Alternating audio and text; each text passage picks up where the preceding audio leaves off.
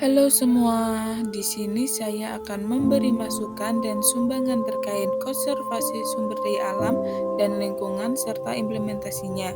Sebelumnya, perkenalkan saya Yuni Nur Cahyani dengan NIM 14014222019 dari Prodi PGSD pada mata kuliah Pendidikan Konservasi.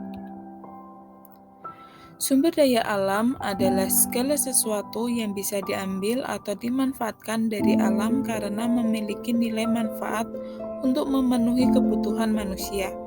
Pada dasarnya, manusia bergantung pada sumber daya alam. Pemakaian secara terus-menerus tanpa disadari akan membuatnya berkurang, rusak, atau bahkan habis. Lalu, cara apa yang perlu kita lakukan agar sumber daya alam tidak habis? Salah satu caranya dengan menerapkan prinsip-prinsip pembangunan berkelanjutan. Konsep pembangunan sumber daya alam berkelanjutan berasal dari bidang manajemen sumber daya terbarukan. Untuk mendukung hal tersebut, diterapkan prinsip ekofisiensi. Prinsip ekofisiensi menyatakan bahwa bahan dan energi yang tidak termanfaatkan dalam suatu sistem proses produksi akan terbuang menjadi limbah padat, cair, dan gas, dan menyebabkan meningkatnya masalah lingkungan. Pengelolaan sumber daya alam dengan prinsip ekofisiensi. Yang pertama, sumber daya air. Yang kedua, sumber daya laut dan perikanan. Yang ketiga, sumber daya tambang. Yang keempat, pengelolaan limbah. Dan yang terakhir, pengelolaan sumber hutan. Sumber daya air. Kita bisa melakukan menghemat penggunaan air dan reboisasi guna menyimpan cadangan air, sanitasi air sungai, air sumur, melalui penggunaan pot klorinasi untuk mengembalikan kualitas air. Selanjutnya yaitu sumber daya laut dan perikanan. Kita juga bisa mengatasi overfishing atau membatasi jumlah tangkapan, mengatur waktu tangkap.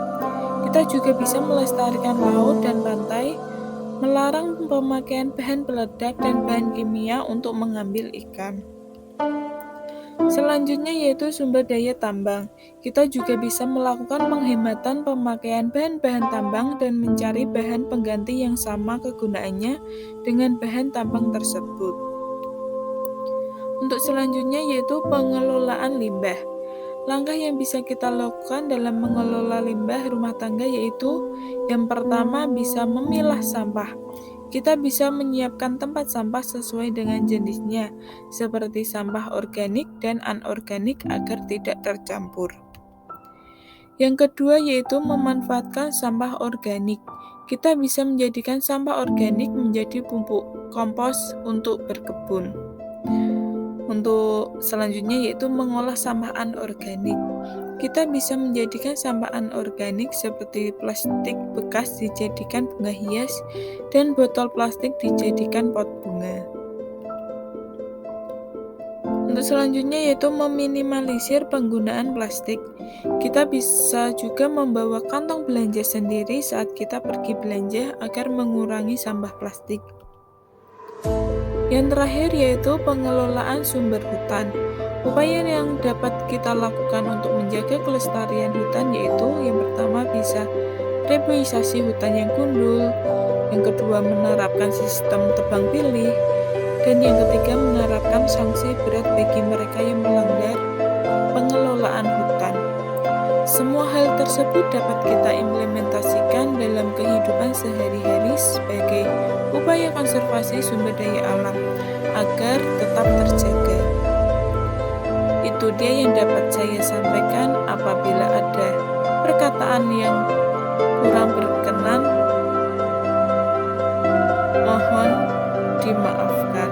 Terima kasih.